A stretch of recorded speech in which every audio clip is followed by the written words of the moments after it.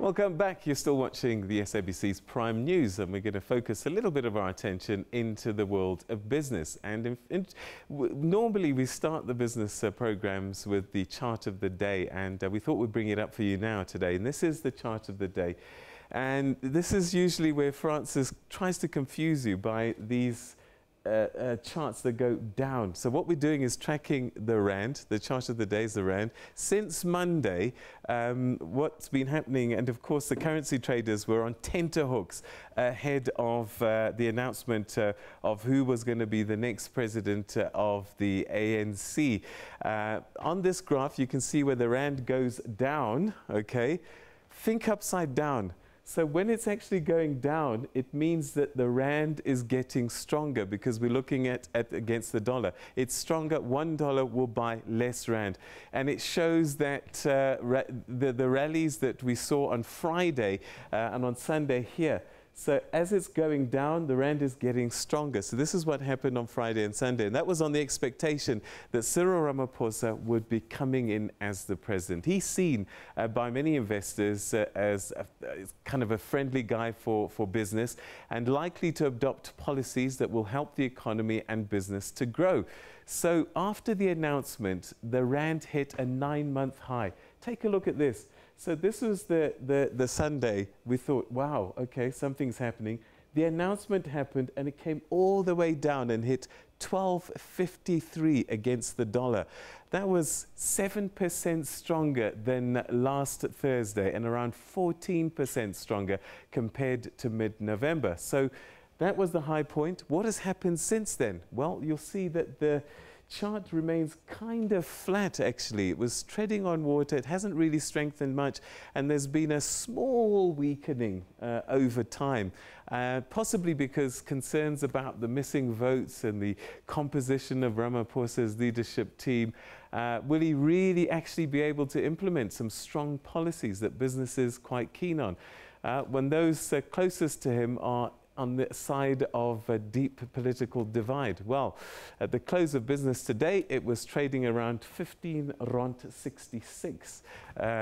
So showing that the initial euphoria is fading slightly, and analysts are warning that the rally of the rand doesn't represent the real hard work that's facing the party to turn the economy around. So that was what Cyril Ramaphosa was able to do to the rand. People got excited, but it's almost as if as soon as they got the results and they thought, hang on, what do we make of this? And so the rand sort of stayed stable and waiting for something else to happen or some other indication. Maybe his speech tonight might shift the rand. Who knows? We'll keep our eyes on that. So all eyes, as we were saying, were on the rand as the new president of the ANC was announced. So how did the rand react to Cyril Ramaphosa's being announced? Well, you saw. But what does it all mean? Francis spoke to Owen Nkomo from iNkhunzi Wealth earlier and asked him just how stressful it was watching the charts at the moment. Yeah, there were stories we just couldn't tell our wives at home about the future of our businesses. And that is a fact. And this was a Sunday night. Everybody was waiting, even though we only got the results late on Monday. Yeah, definitely. I mean, it was crazy. You couldn't call it. Any party you spoke to, any side of the two teams that were campaigning, you know, it just felt like anything could happen. And more importantly, I think, in my view, the lessons we've learned from the Brexit and Donald Trump just taught us to just be patient and wait until the results are out. Were people moving their positions back and forth, freaking out, or? No, you can't do that. I mean, you have to take a position long before this kind of and then just stay there and bite your nails. And if you think about it, this big move we're seeing in the rand now, we will look back maybe 6 months to 8 months or 6 years from now. It's going to be a minor move. So remember, I always say that let's be invested for the long term. Politicians will come and go, but the markets will always be there. And if you just invest with the long-term view, then you'll be okay. So you can't be moving your positions around just because there's news like this. All right, then Ramaphosa came in and the rand did spike, but it's been nothing off the charts or anything like that. No, it's still very strong, honestly. I mean, it's sitting at 12.61 right now. The highest it got to, I think, was 12.49 odd. It could have been back at $13 to the US dollar, but it's not. It's at 17 to the pound. So the currency is still very strong. and I tell you, it's very positive. The lady who was helping me with the makeup here is like, I'm so excited because it means fuel price will come down. Can you believe that? People are saying Cyril Ramaphosa is bringing down the fuel price already. Exactly. People understand the dynamics that, we need the currency to be strong. And the second thing someone else mentioned to me is that, but I've heard that there's this new no fee payment story. But didn't we get told that there was no fees? We don't believe this is going to happen. So people in the street, in my view, are increasingly becoming more sensitized to the economic fortunes of the country, and they're now very realistic about the expectations as well.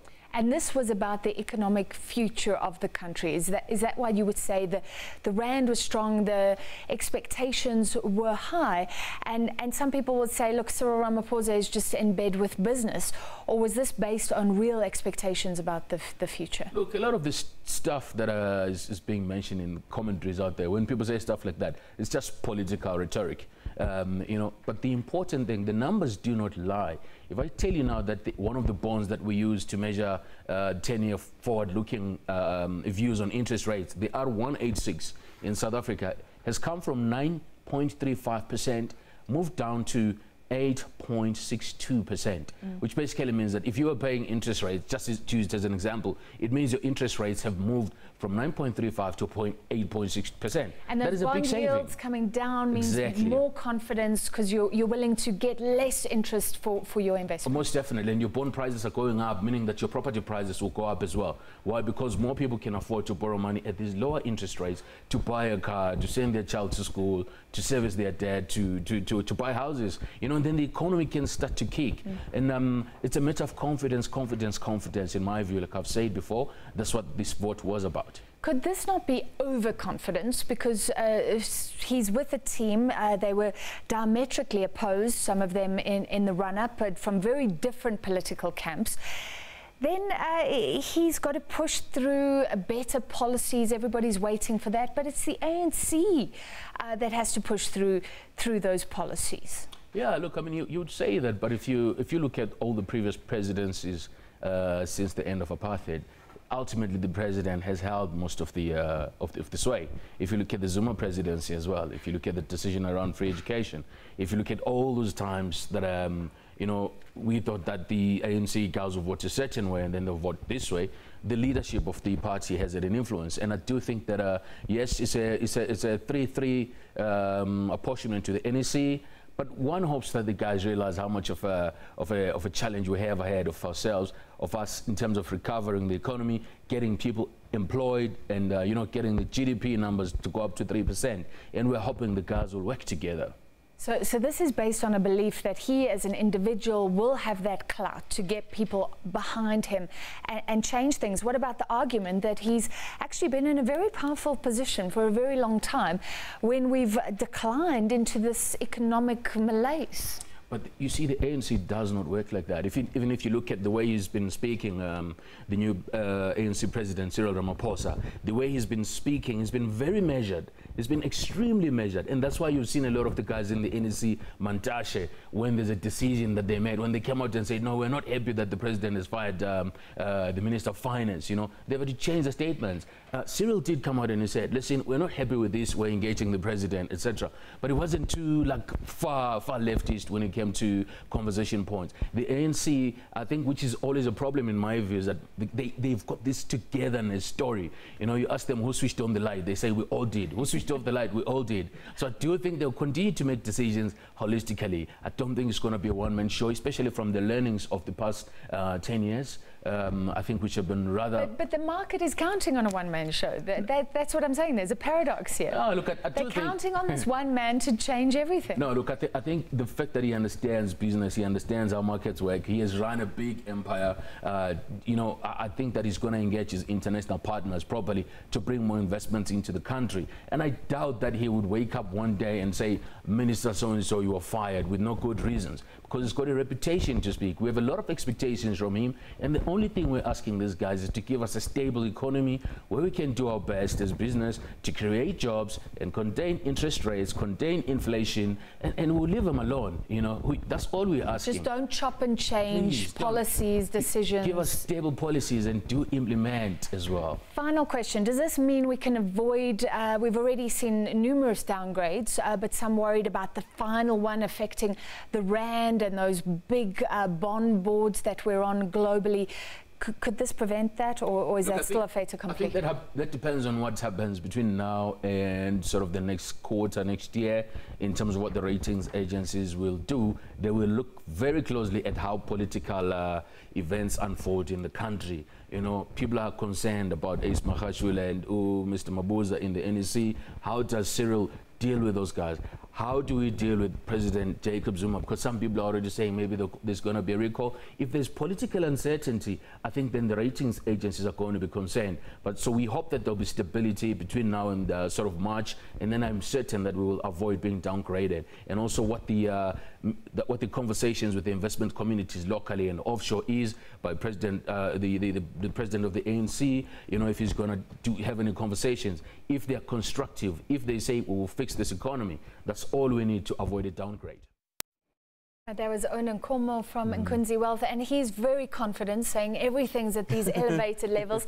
But the market does seem to be coming down a little bit, at least, from the euphoria around the election of Cyril Ramaphosa. Yeah, well, the JSE reacted today, and it fell by 0.25%.